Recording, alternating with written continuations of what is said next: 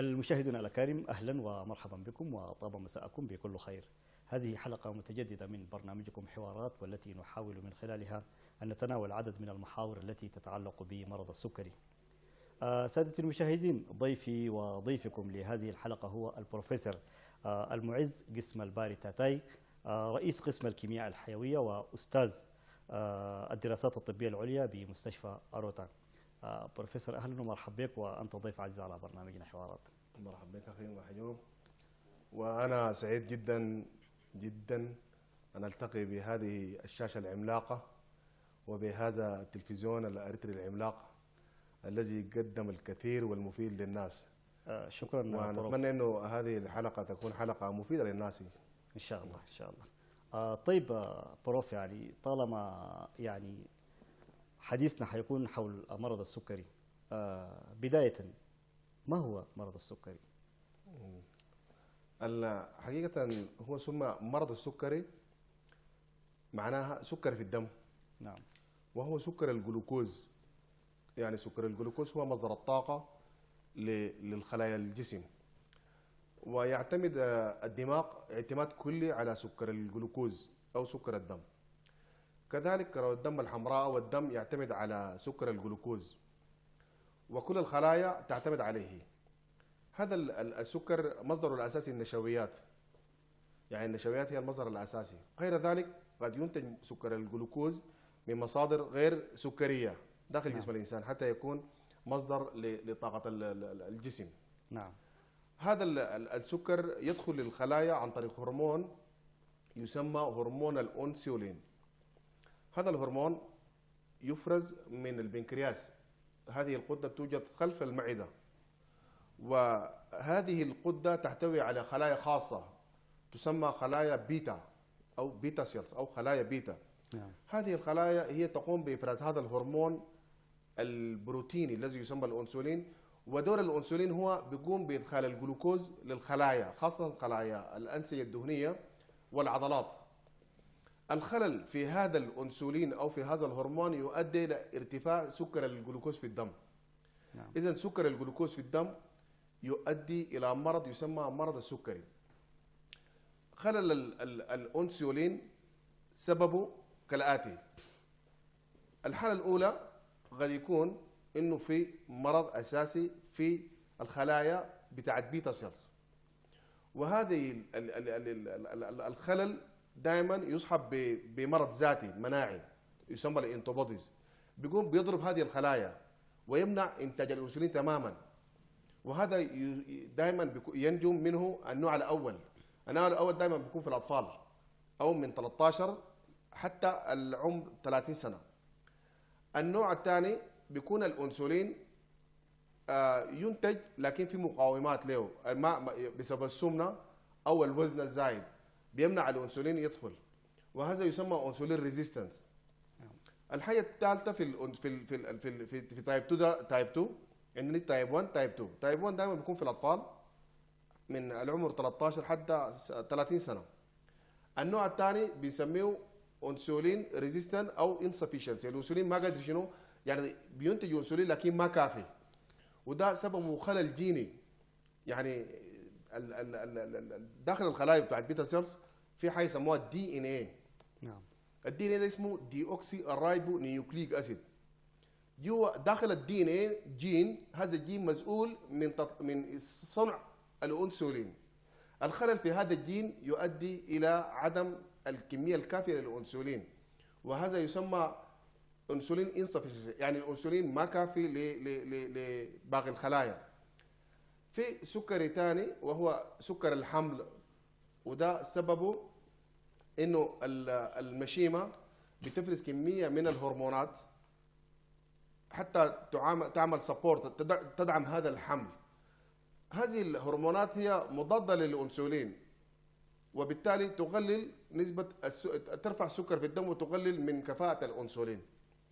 في سكر ناجم عن آخر الدراسات اكتشفت إنه في سكر ناجم عن فيتامين دي ديفيشنسي أو خلل في فيتامين دي، وهذا يؤدي أيضا إلى مرض السكري. إذن مرض السكري بصورة عامة هو مجموعة من الأمراض الناجمة عن خلل في الأنسولين، وهذا يؤدي إلى ارتفاع سكر الجلوكوز في الدم. طيب بروف، يعني بالنسبة للمريض العادي اللي مصاب بالسكر، هو يلتزم بعلاجه ويحاول يعني يتعايش بصورة طبيعية مع المرض.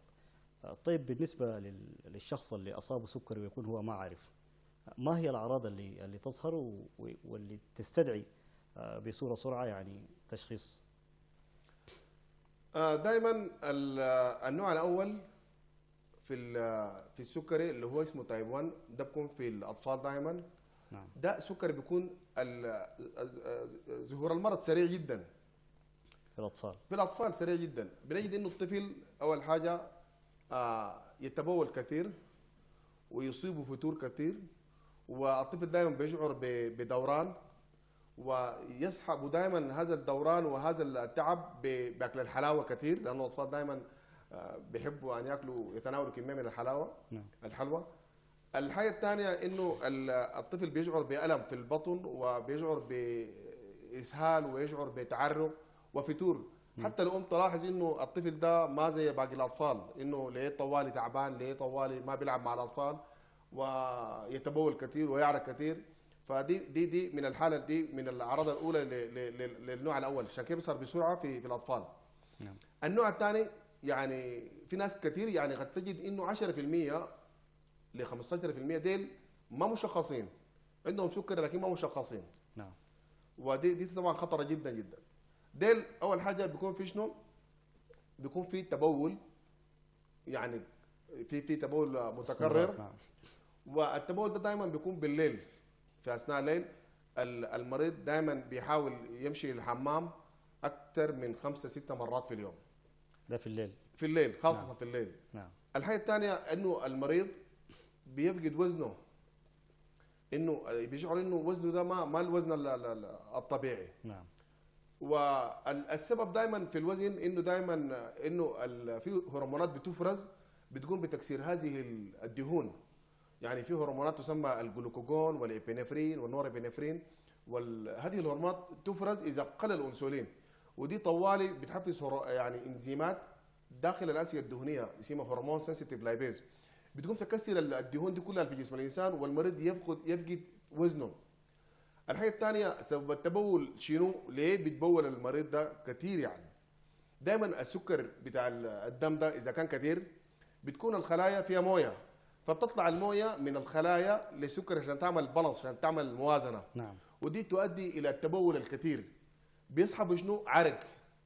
بيسحبوا شنو؟ انه المريض داري ياكل كثير، انه جعان طوالي في حاله بتاع جوع مستمره، ويفقد كميه من بيحصل ديهايدريشن. يعني شنو؟ الخلايا ذاتها بتفقد كميه من المويه. اذا من الاعراض انه يتبول كثير، بيعرق، بيعطش، بيوزن الوزن بتاعه بيقل كثير. ايوه. فدي من الاعراض الناجمه عن النوع الثاني. الحمل كذلك. نعم. المراه الحامل بتشعر انها قبل كده بتلاقي ولد او بيبي كان حجمه كبير اكبر من اللازم. الحاجه الثانيه بتكون انه البطن اكبر من الوضع الطبيعي. والحاجه الثالثه انها دائما بتتبول، يكون في تبول مستمر. والحاجه الرابعه قد يكون عندها هيستوري عندها تاريخ في العائله. نعم. في المرض. دائما المرض السكري ده اذا كان الام عندها سكري 75% انه الاولاد يصابوا بسكري. اذا الاب عنده سكري 25% يصاب بسكري. الخاله، اذا خالتك عندها سكري وامك يعني ثلاثه من امك ما عندها سكري وخالتك عندها سكري 40% يجيك سكري.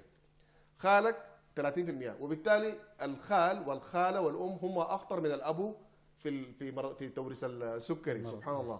الحاجه الثانيه انه الخال يشبه الولد اكثر من ابوه، مش كده؟ نعم. فسبحان الله. دي العمليه بتاعت النقل السكري واعراض السكري والاسباب التي تؤدي الى السكري.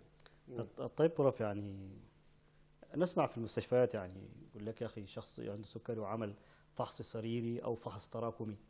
ما هو الفحص السريري وما هو الفحص التراكمي؟ الفحوصات بصوره عامه للسكري، اول ما المريض يشعر بانه تبول كثير نحن بنفحص البول. بنفحص البول ليه؟ لانه المعدل الطبيعي لهذا السكر لازم المريض يجينا مثلا صايم. بيجينا صايم لانه اذا تناول بعض الاكل السكر قاعد يكون فيه زياده، ونحن ما الانسولين لسه ما نظم السكر في الدم وكده. بيجينا صايم، والمعدل الطبيعي للصيام للسكر هنا بيكون من 70 لحد 110 ملي جرام بر ديسيلتر، ده النورمال بتاعنا. اذا كان اكل لازم يكون من 70 لحد 150، نحن بنعتبره ده نورمال بعد اكل الطعام، بعد الاكل. نعم.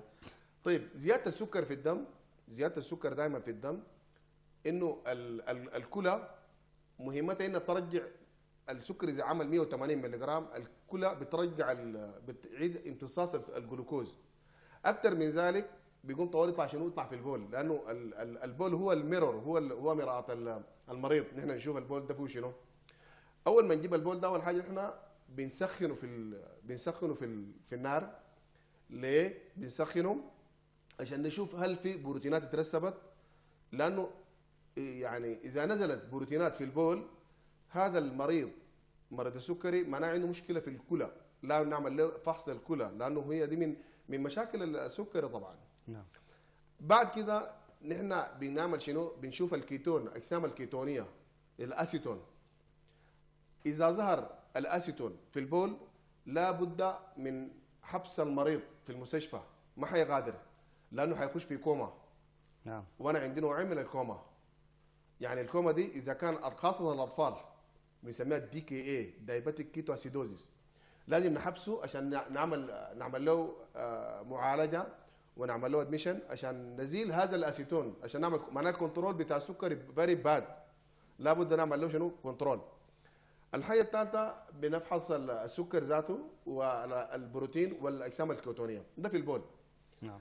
كذلك بنفحص له الجلوكوز تولرانت تيست عشان نشوف سموها جي تي تي، نشوف هل هو الزول ده عنده سكري ولا ما عنده سكري. الفحص ده بندي المريض زي 75 جرام من السكر بتاع الجلوكوز. بعد نفحص له بعد ساعه بعد ساعتين نشوف هل الانسولين قادر يدخل السكر ده للخلايا ولا لا. الفحص المهم اللي هو زي ما قلت التراكمي اسمه هيموجلوبين A1C. هيموجلوبين A1C ده معناه شنو؟ هو فحص بيديك الحاله بتاعت المريض في الثلاث شهور كان كيف. نعم. يعني لانه كرة الدم الحمراء بتتكسر كله 3 شهور. مثلا النورمال للناس الطبيعيين من 4 ل 6، ده اسمه هيموجلوبين A1C. اذا كان المريض يعني غير مسيطر على السكري وفحصنا هيموجلوبين A1C او التراكمي ده لقيناه 15، معناها الزول ده يعني الكنترول فيري بور، تعبان شديد. نعم. وبالتالي لابد ان نغير له العلاج. يعني زول بياخذ حبه او نص حبه كل يوم، وفحصنا له هيموجلوبين السكر التراكمي ده لقيناه 15، معناها لابد ان نغير هذا العلاج. نعم. الفحص المهم كذلك الانسولين ليفل ذاته. نفحص الانسولين ده هو بحاجه يسموها الراديو اميونو ايسي او بحاجه يسموها الجاما كاونتر. ده بيديك شنو؟ مثلا زول مريض بياخذ علاج لمده طويله من الزمن، نقول 10 سنين، وبياخذ والحبوب زي ما قلت لك انه المريض ده هذه الحبوب بتقوم شنو؟ بتقوم تعصر باقي الخلايا بتاعت البيتا دي عشان تنتج انسولين. نعم. لو انا عندي البنكرياس ده فيه 100 خليه مثلا، في 50 خليه حصل لها دمج انتهت تماما. الحبوب دي مهمتها شنو؟ الحبوب دي تقوم شنو؟ تعمل تعويض لباقي الخلايا اللي انتهت. يعني لو الجسم بينتج 32 انترناشونال يونت من الانسولين وقام حصل له دايبتيك سكري، بقى الانتاج 16، فنحن بندوه الحبوب دي عشان شنو؟ تعوض هذا الانتاج. هذا المريض بعد مرور الزمن ما بيحتاج لهذه الحبوب، لانه اذا عملنا له انسولين بالمليجرام ما في انسولين نهائي. عشان كده لابد ان نغير العلاج بحاجه ثانيه. عشان كده دي بنسميها دي مهمه جدا في العلاج وفي الفولو اب. اذا السكر التراكمي او الفحص التراكمي نعم. اللي هو هيموجلوبين A1C ده مهم لمتابعه المريض في 3 شهور كان كيف؟ الفحص الاساسي والمهم جدا جدا جدا لمرضى السكري الكوليسترول. السبب الاساسي في قتل المريض مرضى السكري هو الكوليسترول. يعني مرضى السكري ما بتاكل له حاجه الا الكوليسترول، بيموت بالكوليسترول. عشان كده اي مريض سكري لابد ان يفحص الكوليسترول. هذا الكوليسترول هو من الدهون المشتقه الموجوده في قشع الخليه، ومهم في انتاج البايل الاملاح الصفراء من الجول بلادر الحويصله الصفراء. نعم. ومهم في انتاج الهرمونات السكس هرمون الانثويه. الحاجه الثانيه انه الهرمون الكوليسترول ده اذا زاد في الدم يؤدي الى مشاكل كبيره جدا جدا، ومن ضمنها مشاكل القلب ومشاكل عواقب السكري كلها ناجم من الكوليسترول. نعم. هذا الكوليسترول نسبته الطبيعيه من 150 حتى 200 ملي جرام بر ديسيلتر، ده نورمال للانسان او دائما مرضى السكري بنلقى الكوليسترول عالي جدا، خاصه الكوليسترول والدهون الثلاثيه. ليه نحن بنلقاها عاليه؟ لانه انت لما تتناول كميه من الدهون، هذه الدهون من الامعاء بتنقل في حاجه يسموها كايلو مايكرون، وبتمشي في الدم عشان تمشي باقي الخلايا. عشان تمشي في انزيم في الدم اسمه لايبوبروتين لايبيز. هذا الانزيم بيحتاج الانسولين. اذا ما لقى الانسولين بيقوم يزيد نسبه الكوليسترول في الدم. نعم. وبيرفع الدهون الثلاثيه في الدم. عشان كده اذا شلت الدم بتاع مرضى السكري في المعمل بتلقاه ميلكي كلر زي اللبن. نعم. دي دلاله على انه الدهون عاليه جدا جدا فيهم. طيب اذا الكوليسترول لما يكون عالي مشكله، دي نمره واحد. الحاجه الثانيه الريسبتور ذاتها بتاعت الكوليسترول يسموها LDL ريسبتورز، دي بيحصل لها اوكسيديشن اذا كان ما في جلوكوز. والريسبتور ذاته عباره عن شنو؟ عباره عن سكريات. خلل الانسولين بياثر في الريسبتور ذاته. عشان كده ال LDL ما قاعد بيحصل بتتجمع في الشعيرات الدمويه، وبتجي عليها الماكروفيج بتنقلها تتحول لخلايا دهنيه، وهذه الخلايا الدهنيه تتجمع في الاورده والشرايين، وتجي عليها البلود فازلز تبني عليها، يعني دي سبحان الله تعالى حيسموها اثيروسكليروزيس. هذه الاثيروسكليروزيس هي تصلبات الشرايين. طيب مرضى السكري بيجيك بمشاكل كثيره ليه؟ انا عندي تصلب شرايين. القلب ده بيضخ القلب بيضخ الدم لكل اجزاء الجسم. طيب الكلى بتاخذ 25% من الكارديك اوتبوت من ضربات من الدم ده. اذا كان في ريزيستنت او في مقاومه عن طريق تصلب الشرايين، البرفيوجن بيقل، يعني الكلى ما بتقدر تاخذ ال 25%، تاخذ لها 10، وبالتالي الكلى تتاثر بتصلب الاثيروسكليروز تصلب الشرايين. نعم. عشان كده مرض السكر يجيك بفشل كلوي. الحاجه الثانيه العين كذلك، العيون تصلب الشرايين يؤثر على العيون ويؤثر على القلب. اذا بيجيك بمشاكل كثيره جدا. اذا المريض السكري لابد له ان يفحص الكوليسترول، ويفحص حاجه يسموها ال LDL لو دنسيتي لايبروتين، وحيسموها الهاي دنسيتي لايبروتين. ال HDL هاي دنسيتي لايبروتين ده هو بيقوم يشيل الكوليسترول من الشعيرات الدمويه ويرحلها للكبد، لانه الكبد هي الموقع بتاع الديتوكسيفيكيشن، بيشيل اي سميه، بيشيل اللي بتنظف في الكبد. نعم. عشان كده مريض السكري لابد له ان يفحص الكوليسترول. نعم. والفي LDL والLDL والHDL دي من الفحوصات المهمه لمرضى السكري. شكرا دكتور المعز لهذه المعلومات القيمه. سادتي المشاهدين، نستكمل ما تبقى من حوارنا في الحلقه القادمه مع البروفيسور المعز. وقتا ممتعا نتمناه لكم مع بقيه فقرات برامجنا، والى ان نلتقيكم في امان الله.